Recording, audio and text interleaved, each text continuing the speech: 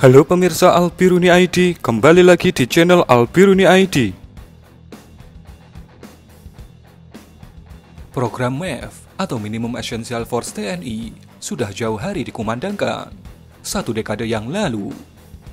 Figur yang mengawali dan bersemangat menjalankannya adalah tokoh sipil Purnomo Yusgiantoro sebagai Menteri Pertahanan era SBY yang gesit dan cerdas.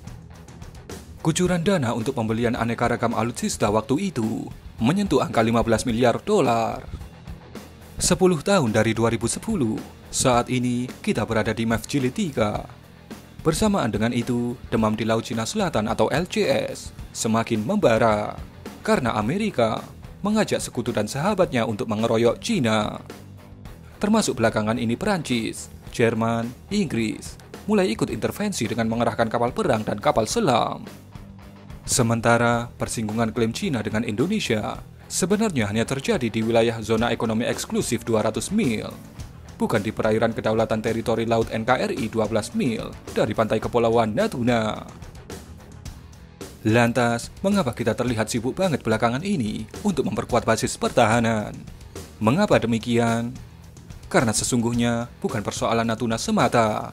Ini lebih disebabkan karena kita kalah start dari beberapa jiran kita untuk memperkuat dan memodernisasi militernya. Selama ini, kita cenderung selalu menyanjung lagu, tidak ada musuh karena semua sahabat. Jiran sudah punya jet tempur canggih dan armada laut yang berkualitas. Sementara kita masih memuja zero enemy. Selama ini, kita terlena, tidak melihat teritori laut sebagai benteng teritori.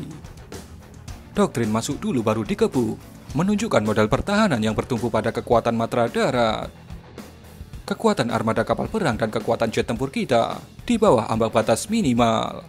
Baru setelah ambalan diubek-ubek jiran, kita sadar diri bahwa kekuatan angkatan laut dan udara kita ternyata kurang bertaring. Sementara jiran yang merasa lebih kuat menunjukkan sikap pongahnya. Sakitnya tuh di sini.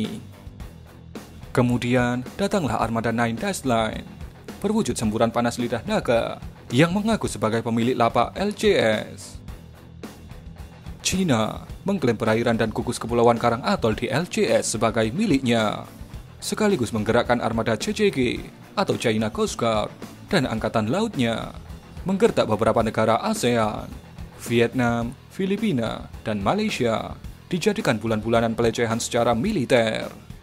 Indonesia tidak luput dari gertakannya, tapi kita jawab dengan diplomasi militer tidak kalah gertak, dengan mengerahkan jet tempur F-16 dan sejumlah KRI ke Natuna. Meski sudah banyak tambahan aneka ragam alutsista, namun sesungguhnya sampai hari ini, sebagian alutsista kita masih berkarakter engkol, analog, dan jadul. Sebagai contoh, lihat saja alutsista marinir, lebih banyak produk lawas, seperti tank amfibi PT-76 dan panser amfibi BTR-50. Ketika ada latihan pertahanan pangkalan, alutsista yang diperlihatkan sudah pantas masuk batalion museum. Sudah semestinya pangkalan angkatan laut dan atau objek vital dibentengi dengan alutsista digital setara Oerlikon Sky Shield atau Starstreak. Jadi, sampai hari ini, militer kita belum sampai pada kriteria kekuatan minimum.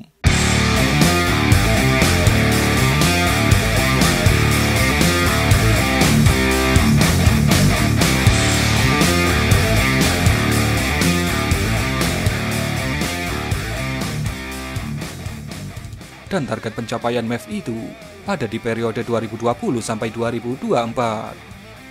Itulah sebabnya Menteri Pertahanan Prabowo Subianto bergerak cepat untuk memenuhinya. Shopping list Kementerian Pertahanan menunjukkan banyaknya kebutuhan alutsista yang akan kita datangkan selama 5 tahun ke depan. Jadi, bukan soal Natuna semata, tetapi lebih pada upaya mengejar ketertinggalan. Maka, bisa kita lihat seabrek program kerja Kementerian Pertahanan, mulai dari pengadaan kapal perang kelas frigate, kapal selam, jet tempur Rafale, F-15EX, radar, pesawat Hercules, pesawat MRTT, pesawat AEW, helikopter berbagai jenis, peluru kendali berbagai jenis, termasuk pembuatan drone tempur elang hitam made in anak negeri, yang diniscayakan akan menjadi primadona manajemen pertempuran modern, remote control network centric warfare. Banyak sekali yang harus diselesaikan Kementerian Pertahanan, untuk mengejar target MEF Jilid 3 sampai tahun 2024. Persoalan di perairan Natuna bagi Indonesia harus diletakkan dalam bingkai proporsional. Artinya, hubungan baik dan hangat yang sudah terjalin dengan China dan Amerika menjadi fundament kuat untuk dikembangkan.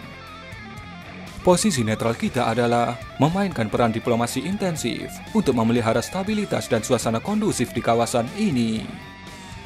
Kehadiran Angkatan Laut dan Angkatan Udara Paman Sam di kawasan ini bisa kita persepsikan sebagai penyeimbang sekaligus penggentar pihak yang mengklaim LCS.